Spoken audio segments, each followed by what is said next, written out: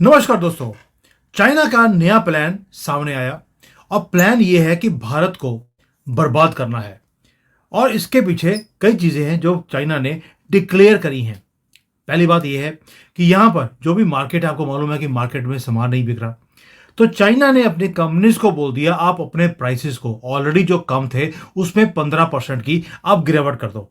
मैं कल मार्केट में गया हूं, तो मार्केट के अंदर जो आइकिया है, बड़े बड़े स्टोर्स हैं, वहां पर उन्होंने ओपनली लगा दिया कि अगले 2-3 महीने तक, यानी कि दिसंबर 2024 तक तो ये होगा कि कोई भी आप सामान खरीदते हैं, आपको 15% का स्ट्रेट वे डिस्काउंट है।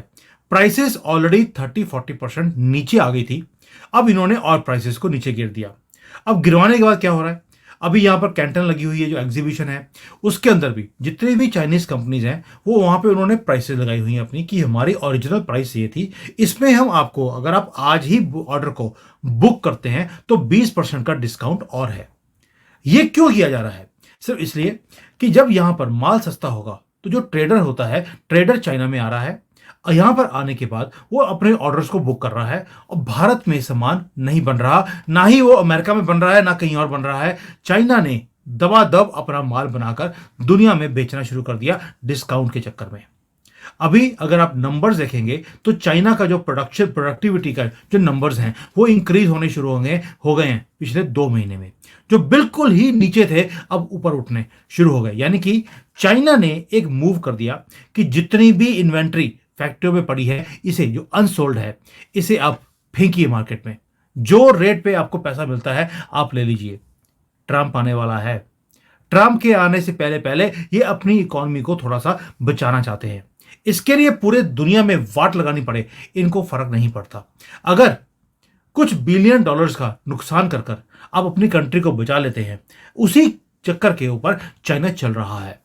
और सबसे बड़ा नुकसान भारत को होगा। रीजन, अमेरिका ऑलरेडी रिसेशन में है, यूरोप रिसेशन में है, भारत राइजिंग है, और हमारे यहाँ पे जो ट्रेडर्स हैं वो सारे के सारे चाइना में बैठे हुए हैं माल खरीदने के लिए, नेगोशिएट कर रहे हैं, हार्ड नेगोशिएशन चल रही है जो भारतीय इंपोर्टर है उसकी तरफ से। यानी कि जितना ये माल है ये फ्लड होगा अब भारत की मार्केट में। और यही प्लान है चाइना का कि अगर भारत को बर्बाद करना है तो उसकी मार्केट में सस्ता माल फेंक दीजिए। जो फैक्ट्री वाले होंगे वो सस्टेन नहीं कर पाएंगे, 2-3 महीने के बाद फैक्ट्रियां बंद हो जाएंगी क्योंकि वो बैंक के पैसे वापस नहीं कर पाएंगे। ये तो हो गया प्लान एक जो चाइना ने बाहर निकाल दिया। आपको दिखा दिया मैंने, 15% डिस्काउंट तो स्ट्रेट वे है। दूसरा एक और काम कर दिया। अभी आपको मालूम है कि बड़े इंपॉर्टेंट इलेक्शंस आने वाले हैं, महाराष्ट्र हो, झारखंड हो। चाइना ने क्या किया है, एक झांसा दे दिया लोगों को, इन्वेस्टर्स को, कि मैं बहुत बड़ा एक स्ट्रक्चरल चेंज करने वाला हूं चाइना के अंदर, एक स्टिमुलस पैकेज मैं देने वाला हूं। उसके कारण क्या है कि जो मार्केट है, स्टॉक मार्केट, वो बहुत उछाल कर रही है। यहां पर कभी बढ़ जाती है, थोड़ी कम होती है, फिर ऊपर बढ़ जाती है। उससे हो क्या रहा है कि मार्केट जो है भारत की स्टॉक मार्केट, वहां से पैसा निकलकर वो सारा चाइना में इन्वेस्ट होना शुरू हो गया। उसके कारण एक चाइना में ग्रोथ आ गई, एक पॉजिटिविटी आपको दिखाई देती है। और भारत में स्टॉक मार्केट गिरने से थोड़ी सी मायूसी हमें भी दिखती है। मैंने इसके ऊपर कई बार वीडियोस बनाई हैं और मैं 6 महीने से आपको बता रहा हूं कि भारत की स्टॉक मार्केट टारगेट की जाएगी, इसे नीचे गिरवाया जाएगा चाइना की मार्केट को सस्टेन करने के लिए। चाइना दुनिया भर की एक मैन्युफैक्चरिंग बेस है। अमेरिका, यूरोप नहीं चाहते कि बेस कभी भी खत्म हो, भारत ना बन जाए, इसलिए मोदी जी को हिलाने के लिए हमारी मार्केट को गिरवाया जा रहा है। अब मैं ये क्यों बोल रहा हूं, ऐसा नहीं है कि सिर्फ फाइनेंशियल इंस्टीट्यूशंस लगी हैं इसको हमारी स्टॉक मार्केट को गिरवाने के लिए। चाइना का बहुत बड़ा हाथ भी है। आप देखिए, चाइना बार बार बोलता है कि मैं इकोनॉमिक एक पैकेज देने वाला हूं। पहले भी इन्होंने बोला कि हम बहुत बड़ा पैकेज देंगे, $1.2 बिलियन का इन्होंने एक पैकेज दे दिया। अब फिर बोल दिया, मार्केट बोल रही है मुझे 2 ट्रिलियन का मुझे पैकेज चाहिए। चाइना कहता है ना ना, हम तो 10 का देंगे। 10 ट्रिलियन का तो इन्होंने पैकेज अनाउंस कर दिया है कि हम, हो सकता है हम दे दें, लेकिन we will give it slowly and steadily. यानी कि उन्होंने सभी को यहां पर ना, ये कहते हैं कि यहां पर खूनी में आप गुड़ लगा दीजिए, आप कभी चूस नहीं सकते। वही काम चाइना ने किया है ये सारे इन्वेस्टर्स के साथ। कि हम बहुत बड़ा 10 ट्रिलियन युआन का हम एक पैकेज देने वाले हैं जो सेंट्रल गवर्नमेंट को और स्टेट गवर्नमेंट्स को भी सस्टेन करेगी, उनको हेल्प करेगी। और ये मीटिंग रखी है 4 नवंबर से लेकर 9 नवंबर तक, जब अमेरिका में इलेक्शंस होने वाले हैं। अब इसी एंटीसिपेशन में जो फाइनेंशियल इंस्टीट्यूशंस हैं उनके मुंह में आ गया है पानी। वो भारत की मार्केट से पैसा निकालकर स्टॉक मार्केट से उन्होंने चाइना में इन्वेस्ट करना शुरू कर दिया। और यही प्लान है चाइना का कि सारे फाइनेंशियल इंस्टीट्यूशंस का पैसा चाइनीज स्टॉक मार्केट में लगवाया जाए, और होगा एक ही, मार्केट ऊपर उछाल करेगी, ये और पैसा वहां पर इन्वेस्ट करेंगे, और फिर चाइना वही काम करेगा जो फाइनेंशियल इंस्टीट्यूशंस ने चाइना के साथ और अभी भारत के साथ कर रहे हैं। चाइना अपनी स्टॉक मार्केट को गिरवा देगा और ये लोग अपने पैसे निकालकर बाहर नहीं लेकर जा पाएंगे।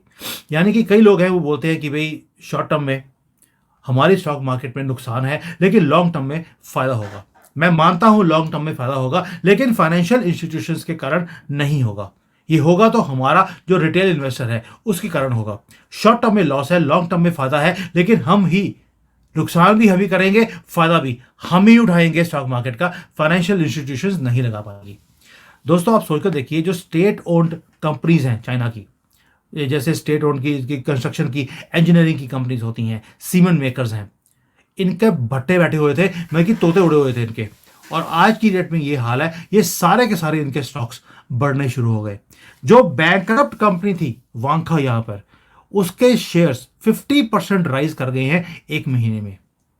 और यही चीज है जिसके कारण सारे फाइनेंशियल इंस्टीट्यूशंस अरबों रुपए भारत की स्टॉक मार्केट से निकालकर चाइना में लेकर आ रहे हैं। और ऊपर से स्टिमुलस पैकेज, जिसको बार बार चाइना बोलता है हम देने वाले हैं, हम देकर रहेंगे, हम दे रहे हैं। लेकिन बेजिंग का प्लान क्या है? बेजिंग का प्लान एक ही है, सारी दुनिया को खत्म कर दो, कोई फर्क नहीं पड़ता, सबको गोली मार दो, मैं अपने आप को बचाने के लिए किसी भी हद तक मैं जा सकता हूं। उन्होंने स्टेट गवर्नमेंट्स को बोल दिया आपके ऊपर कर्जे हैं, हमें मालूम है, चिंता मत करो, हम आपको पैकेज देंगे। वो पैकेज से आप एक ही काम करो, ये पैसे लेकर आप जो जो मकान अभी बन रहे हैं, बने नहीं हैं या बन चुके हैं, बिक नहीं रहे, स्टेट गवर्नमेंट को बोल दिया आप खरीद लो, खरीदने के पैसे हम देंगे। तो यानी कि जो डेट एक प्राइवेट कंपनी के ऊपर था जो घर बनाती है, वो डेट उठकर स्टेट गवर्नमेंट के पाले में आ जाएगा। और उसको बोल दिया आराम आराम से इस घरों को आप बेचना शुरू करो, पैसे भरेंगे, मेरे पैसे मुझे वापस कर देना। प्राइवेट कंपनी इसे सस्टेन नहीं कर पाएगी, क्योंकि जो प्राइवेट कंपनीज हैं उन्होंने जो लोन लिया है वो बहुत हाई रेट ऑफ इंटरेस्ट पे लिया है। कईयों ने तो 7-8% के ऊपर लोन लिया हुआ है। चाइना में रेट ऑफ इंटरेस्ट 3.5-4% होता है। अगर किसी ने 8% पे ले लिया तो आप समझ सकते हैं कि कॉस्ट ऑफ फंडिंग बहुत ज़्यादा हाई है। इसलिए जब ऐसे पैकेजेस की अनाउंसमेंट की बातें आती हैं तो शंघाई का जो, जिसको हम SCI बोलते हैं, शंघाई कंपोजिट इंडेक्स, उसका रेट बढ़ना शुरू हो गया। यानी कि स्टॉक मार्केट बढ़नी शुरू हो गई। अभी भी उतनी नहीं बढ़ी है जितनी पहले बढ़ी थी, बट बढ़नी शुरू हो गई। यानी कि चाइना ने सारे फाइनेंशियल इंस्टीट्यूशंस को मुंह में पानी दिला दिया अपने पैकेज को अनाउंस कर, और यह भी बोल दिया कि रियल एस्टेट को हम मरने नहीं देंगे। कैसे? क्योंकि जो ये 10 ट्रिलियन का जो ये एक्स्ट्रा डेट है, ये तो दे दिया आपने, और ये दे दिया है स्टेट गवर्नमेंट को।